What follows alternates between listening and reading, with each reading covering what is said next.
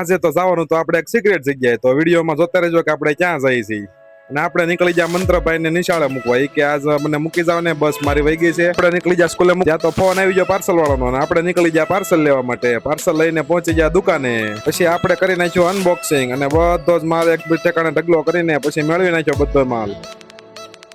ત્યાં તો અમારા પરેશભાઈ નો ફોન આવી ગયો કે મને ઘરે આવીને લઈ જાવ ને, ગાડી આ છે નહીં. પરેશભાઈ ને લઈને આવ્યા ત્યારે રણજીત કાકા આવી ગયા કે મારે ફેસબુક માં કે ડોલર પડવા મીના છે. તો પછી આપણે એને કહી દીધું કોંગ્રેચ્યુલેશન. પછી થોડીક વાર એને બપોર થઈ ગયા એટલે આપણે નીકળી ગયા જમવા માટે. આપણે જવાનું છે લગ્નમાં જમવા. અને આ રસ્તામાં આવી ગયા આપણું સંત કૃપા મેડિકલ. તો કોઈને દવાની કઈ પણ જરૂરિયાત હોય તો આપણું મેડિકલ છે સંત કૃપા મેડિકલ સ્ટોર, તો જરૂર વિઝિટ કરજો. આપણે આવી જતા જમવા માટે. જો એકદમ રસ ને પૂરી ને શાક ને ભૂંગળા બટેટા. અને આ ભાઈ જો અમારા પાર્થભાઈ બાકા ઝીકી બોલાવી દીધો.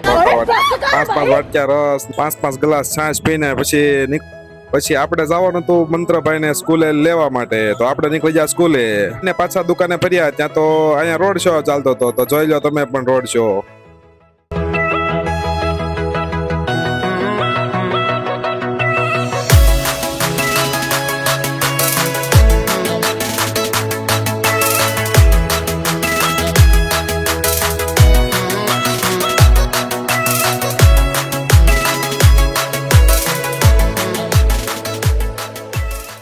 પછી આપણે એક પાર્ટીને પાર્સલ દેવા માટે જવાનું હતું. આપણે કરવા મળ્યા પેકિંગ અને નામ બામ લખીને આપણે નીકળી ગયા એમને પાર્સલ દેવા માટે. પાર્સલ દઈને ઘરે ગયો ત્યાં મંત્રભાઈ કે મને સ્કેટિંગ આખતા આવડી ગયું. અને પછી બચ્ચા પાર્ટી બધી આવી ગઈ હતી દુકાને. જો કોઈક સાફ સફાઈ કરે છે, કોઈક નિરીક્ષણ કરે છે કે આ શું છે બધું.